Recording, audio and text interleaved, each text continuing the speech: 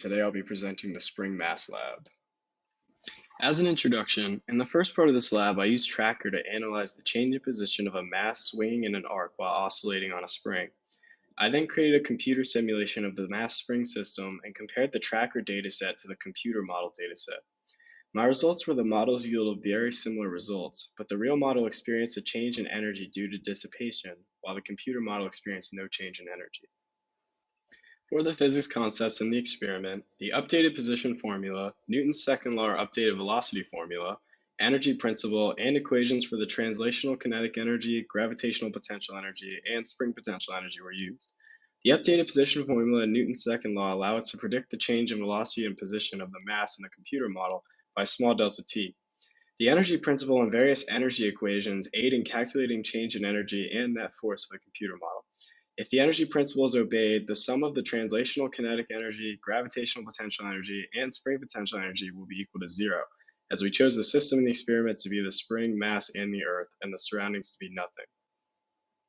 For the experiment, I used Tracker to analyze a video of a mass swinging in an arc while oscillating on the spring.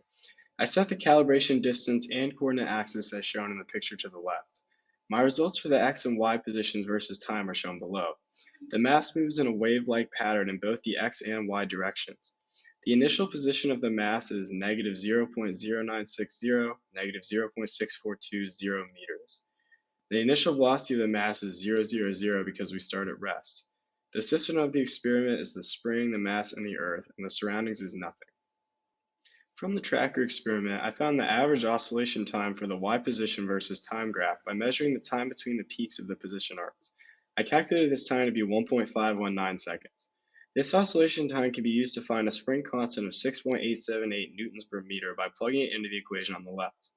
To find the relaxed length of the spring, we observe that the net force is equal to 0 when the force of gravity on the mass is equal to the spring force on the mass.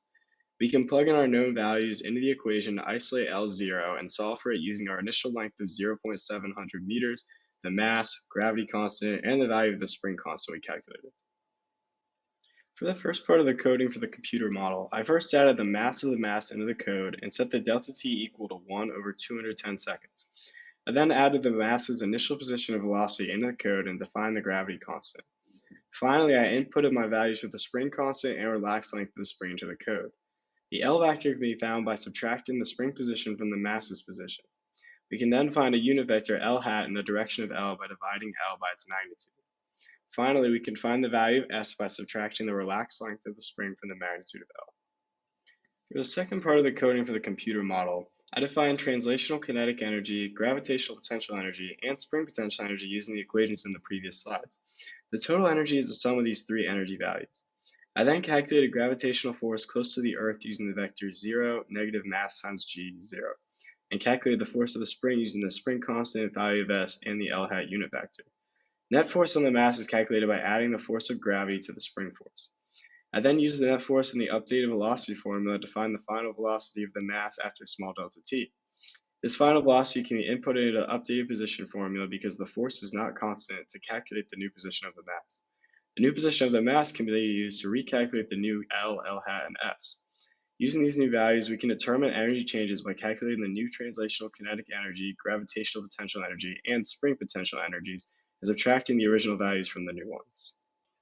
For the discussion, I first recognized from the first graph that change in gravitational energy and change in spring potential energy oscillate at opposite times, meaning as gravitational energy change becomes more positive and the mass moves in the positive y direction, spring potential energy becomes more negative as there is less tension in the spring. Kinetic energy also oscillates but has a much smaller change in the other energies.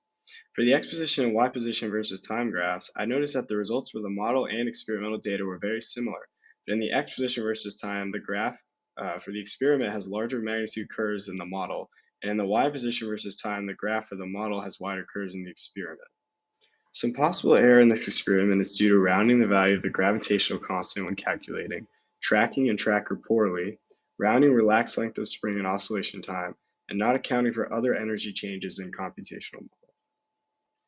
For the what-if questions, the energy principle is conserved with a computer model. Since we define the system as the mass, the spring, and the Earth, the energy principle states that the delta E due to the surroundings should be equal to 0. Our model graphs are consistent with the energy principle. as the potential energy is due to gravity and spring summed with the kinetic energy is always equal to zero. The oscillation period estimates can be made by measuring the time change between the peaks of the oscillation curves for the x and y plots. For the y plot, we had an oscillation period of 1.519 seconds, and for the x, 1.604 seconds. The oscillation period for the x graph is larger, possibly due to an unaccounted for initial velocity in the x direction when letting go of the mass. Thank you so much for watching.